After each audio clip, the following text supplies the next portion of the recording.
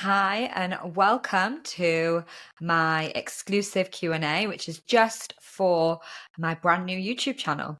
I'm Emma, I'm the Turning 30 coach, and I help you feel better about being in your 30s.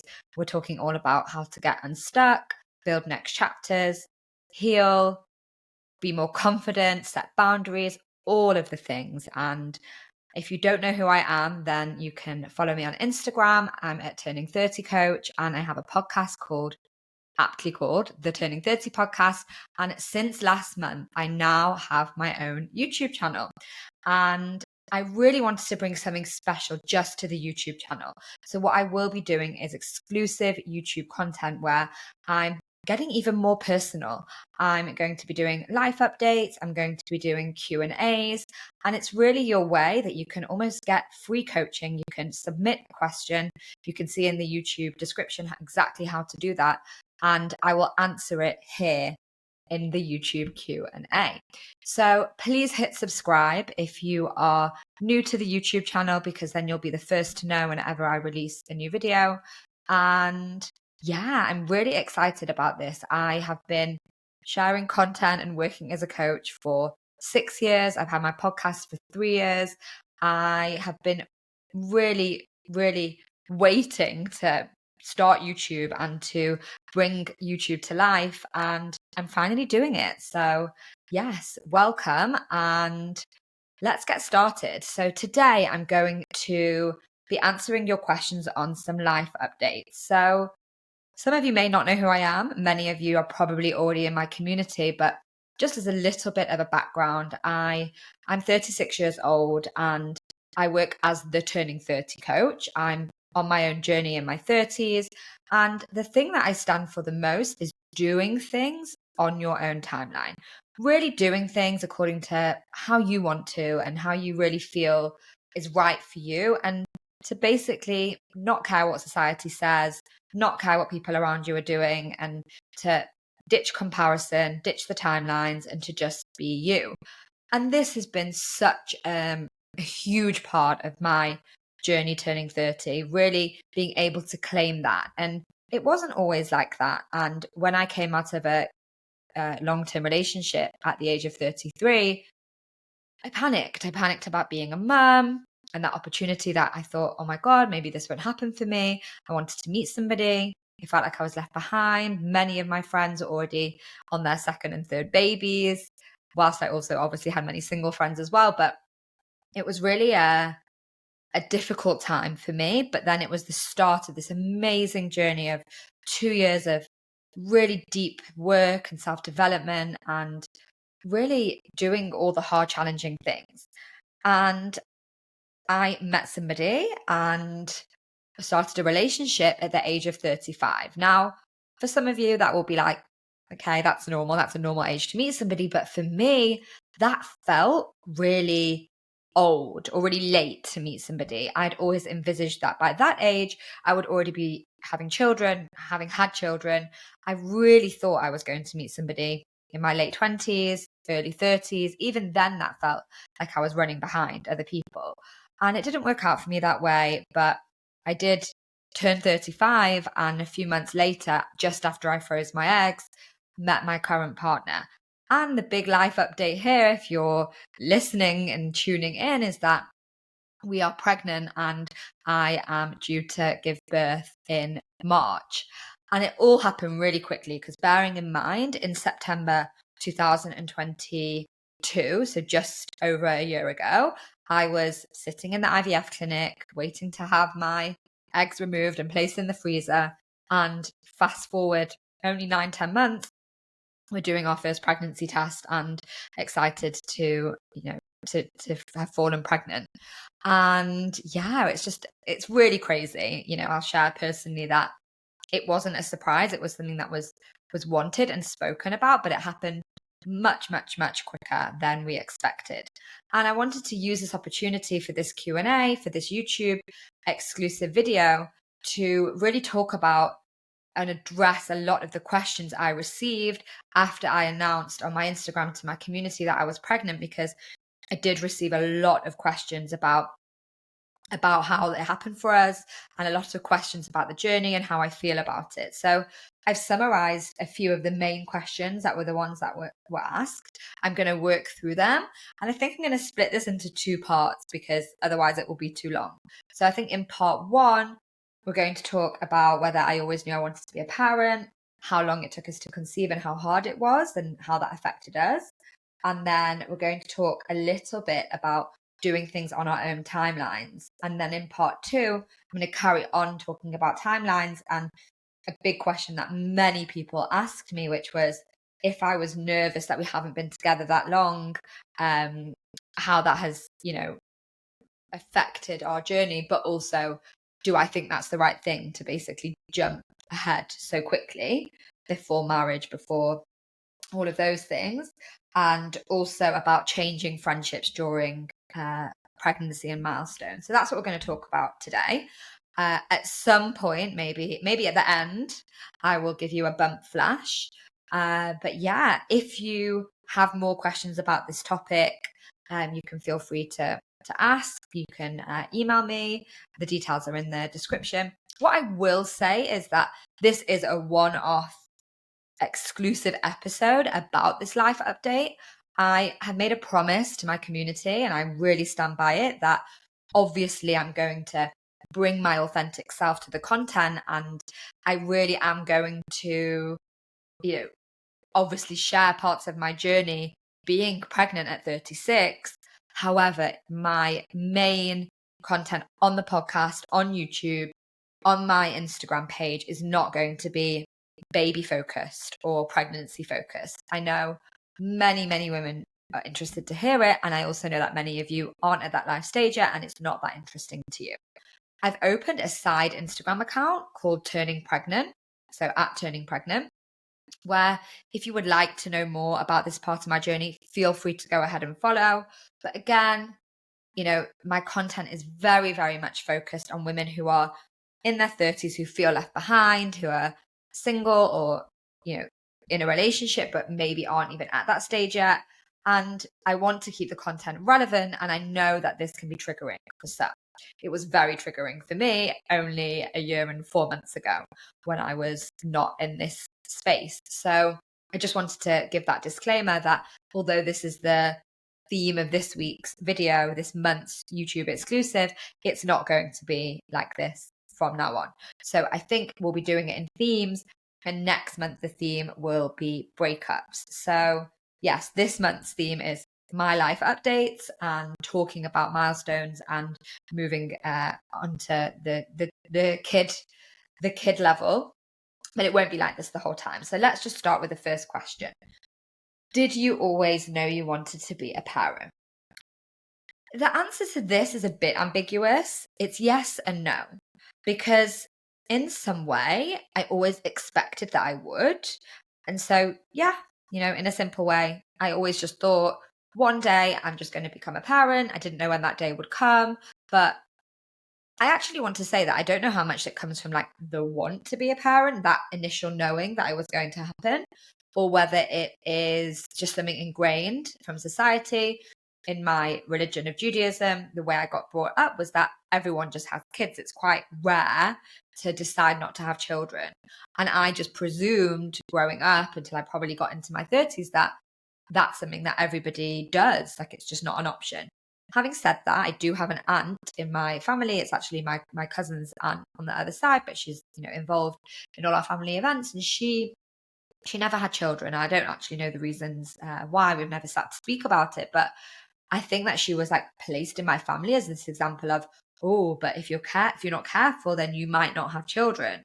So I think that it was almost from a really young age, just like that's just what you do.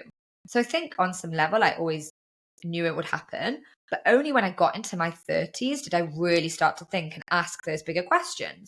Do I want to be a parent? Do I want to bring a child up into the world? If no, then why? If yes, then why? Like what's the reason?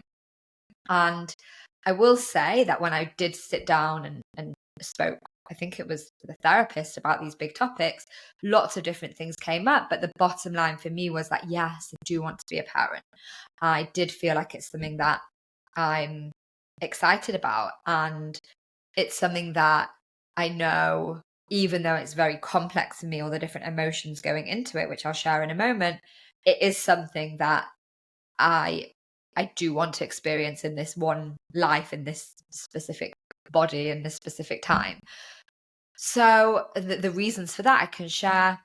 Interestingly enough, and maybe this is selfish, I know lots of people say, like, what about, you know, climate change and population is growing so much and cost of living and all of these things. But for me, just being in that opportunity to have a relationship with somebody that you made, that uh have sole responsibility for, as a psychologist. I've a life coach and been obsessed my whole life with psychology and human behavior and social psychology. I'm so intrigued to have that relationship and to to see what it's like to have that bond with another human being.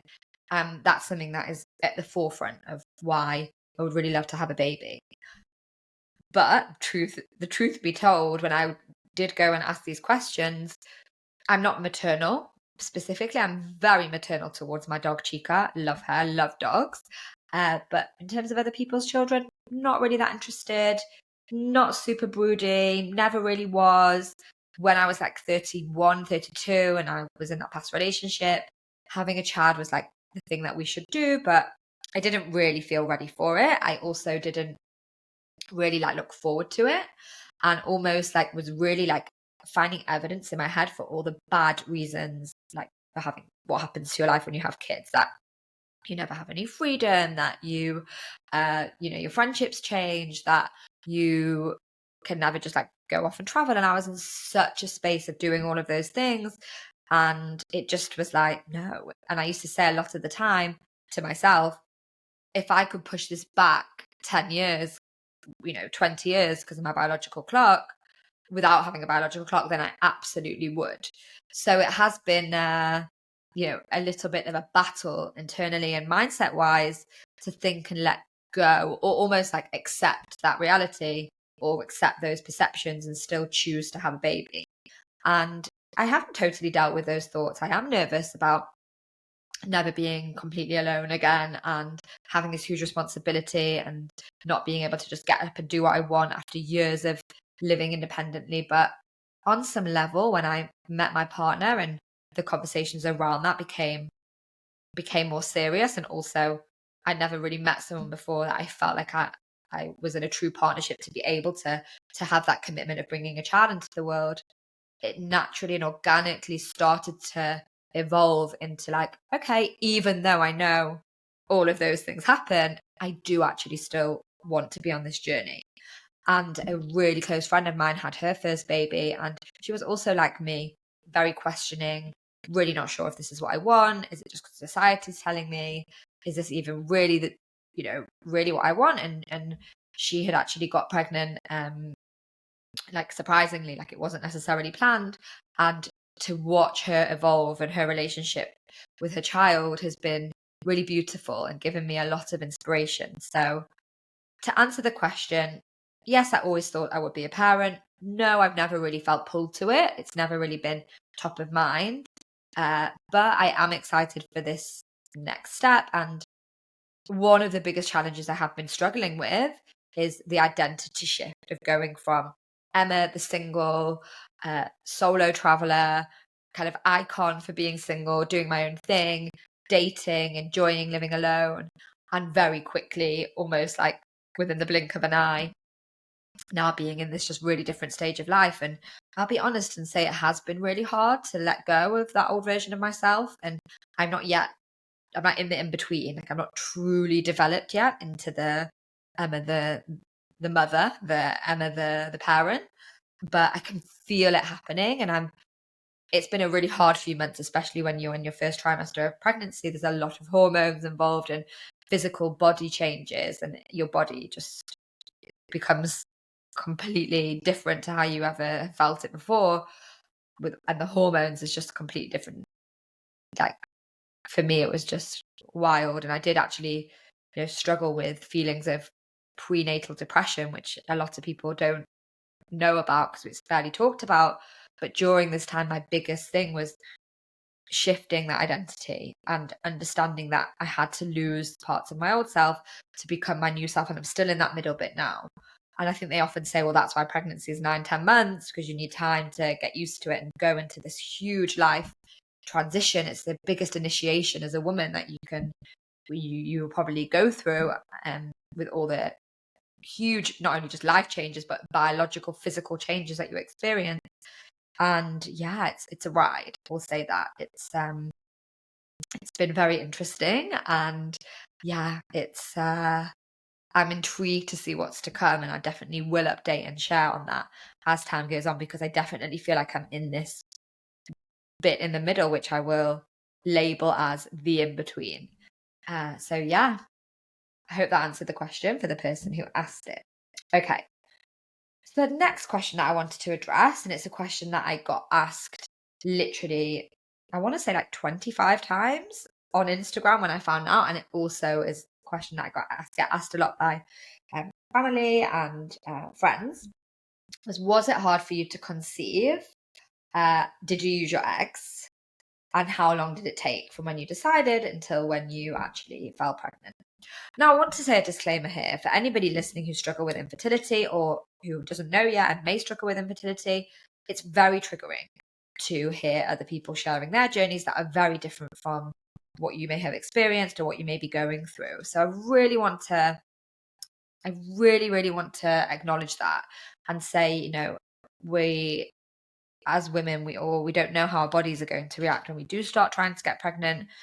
But I do also at the same time want to share my own journey, because I speak a lot about the fertility cliff and how I actually think it's outdated. And as women, we're pressured and terrified into having a baby at the age of before 35, because we think that at 35 it won't be possible anymore. But the truth is just that fertility, whilst it is linked to age and our eggs do decline during that stage, it's absolutely not true that the minute you turn 35, that year is like you're doomed afterwards. I know many, many, many women who have babies successfully, naturally, even into their early 40s. Obviously, there are risks. Obviously, there are different things to take into account. And yes, in general, our egg reserve quality and quantity is declining at this time. It's still a possibility. And I speak about this a lot before I even tried to get pregnant. And always in the back of my head, I did think, gosh, I really hope that I don't, almost like have to go through an ironic journey where I've been loud and outspoken about fertility, and then I'm going to be unable to fall pregnant, because the truth is we never know, right? We never ever know how our bodies are going to respond. We just, until you start trying, it's very difficult to predict. And it wasn't worry in the back of my mind, but for us, the journey of getting pregnant was very quick. And I don't even think it's fair to say that we tried. We had been having conversations in the run up to when we fell pregnant, and we both had stated that we were ready to make this step together as parents, and that we were ready for those next stages, and that we were going to start trying. And we'd had that conversation, and within 3 weeks had a positive pregnancy test. I know this is rare. I know many people don't experience this, but many people do, and they don't say it out loud because of the taboo of having to say it was easy for me to fall pregnant. And I think as women, we're very superstitious. I'm nervous to say this and release this, and then if and when I want to have another baby, it's going to be really difficult. Who knows? We don't know. But on this occasion, for this time, we spontaneously fell pregnant. Spontaneously means it wasn't IVF. It wasn't, I didn't use my frozen eggs. They were Emma's eggs, but they were my own that were inside my womb. And yeah, because it happened so soon, and because I think I'd listened to a lot of those pressures from the outside of, I did almost expect it's going to take at least a year. I'm 36. It might take longer. I've heard all these horror stories. Maybe I will use my eggs, which I was pleased that I had, gone through that process. And it ended up really being super quick, that it felt almost like a surprise. I was completely shocked when I found out. A very nice surprise, a very welcome surprise. And maybe we'll just frame it as a very quick manifestation. All my friends always joke that I'm a really quick manifester, that if I want something, then I get it right away. And I was actually reading back my journals from the months before, and it was very much like a manifestation. Like I felt like I was going to be pregnant soon. I'd really like almost like felt that was about to happen. And I'd written it down and I'd started to talk about it in my journal and with friends. And then, yeah, it did happen very quickly. So it wasn't hard for me to conceive. It didn't take any time. And I didn't use my eggs. Okay, next one. So this is a question that I got. I've written it out. I'm not going to read the whole thing out. It's quite long. That someone in my community asked me when I announced I was pregnant, but do I feel okay with the fact that I'm pregnant and I'm not married and that I've done it in this order? Not in an insulting way. It's just that you haven't been with your partner for that long. And I would really like to be with my partner for at least a year before we actually take any of those steps. And I would like to make the commitment of marriage before. I would like to know if you feel nervous that you haven't known your partner for that long, and you've come to make such a big decision. And it's funny because I think a lot of people think this, or a lot of people ask this, and rightly so. I think it's a really good question. For me, I want to speak first about the first part of it, about the timelines. And again, I want to say this is really my opinion. Like, it's not, it's not necessarily everyone's opinion, but for me, I think timelines sometimes can be quite arbitrary. They can be quite just what society says you should do. And I do think that 95% of people that I know did go down the traditional route. They did meet somebody, and then after 2 years, 3 years, like after living together for X amount of time, made the commitment and got engaged, and they planned a wedding a year later, and then they fell pregnant in the years following that. And that's great. There's nothing, I don't have any judgments of anyone who does that. But just for me, when I thought about it at this age of 36, it just felt like I didn't need to follow those timelines. It wasn't necessarily necessary. And I think if you would have asked 25-year-old me how she felt about that, she probably would have been like, oh, like, you've only been with your partner for 10 months. Like, you should be together for longer. Why, like, how do you know? And all those things that this person has asked me. But the truth is, and I can tell you behind the scenes, what happened was Ellie and I had been together. I was 35 when we met. He's actually a bit younger than me. He was very on brand, 29, just about to turn 30. And we had to have at the start of our relationship these really big conversations. Now, I do want to say that we have been friends before for a couple of years. We met in work 4 years ago. We didn't really have any interaction, but we knew who each other's were, who we were. We were Facebook friends. And for all different reasons, we had connected afterwards. And he had been in my life. We'd been in each other's lives as friends, sometimes more than friends, but never developed to anything more serious. But we did start off knowing each other longer than, it wasn't just like we met on a first date and that was it. But I think the big thing to recognize here is that Ellie had been following my Instagram, and he knew how important being a mother was to me, because he's seen how I'd frozen my eggs. And he was aware. He was aware of my age. He was aware of my wants. He was aware of how serious the relationship I was going to be and next was going to be. He probably listened to my podcast sometimes. And we'd also been having those conversations as friends. So we really kicked off our relationship knowing that these things were going to happen. Maybe not as soon as they actually eventually did happen, but we definitely didn't shy away from those big topics. And just before we'd started to think about having a baby, we did start having more big conversations, and we just got to the point where we both shared that, you know what, does it make sense for us to wait to get engaged? We weren't in a rush to do it. It wasn't like, yeah, we really want to plan a wedding right now. So after we'd been together 8 months, it was like we started to talk. Okay, so let's just say we get engaged by the end of the year in another 7 months or something. And then we want to plan a wedding for at least a year because we want to invite family and friends from abroad, and we want to make sure everyone can make it. And then we're gonna start trying. By that point, I'll already be 38.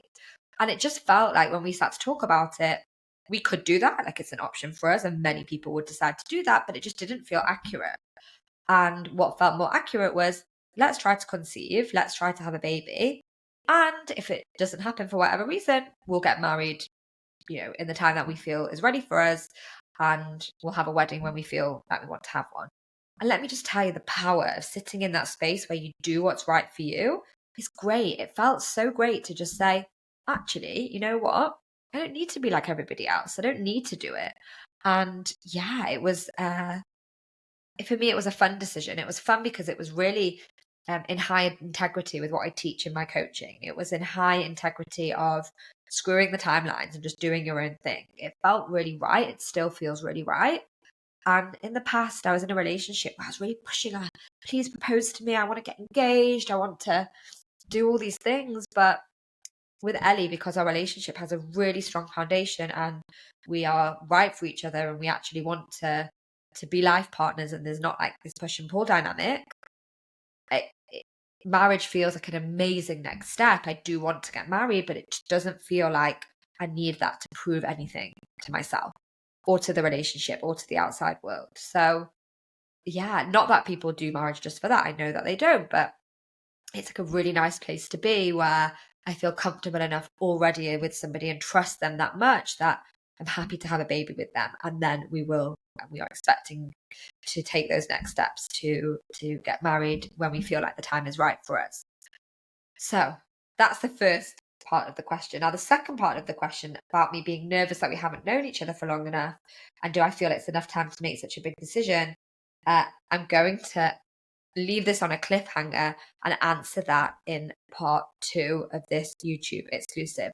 So make sure you tune in. I'll be releasing that in a few more days, and hit subscribe so you can be the first to have access to that exclusive video. I'm reminding you again to send me any of your questions that you want me to answer here. See you soon. See you in part 2.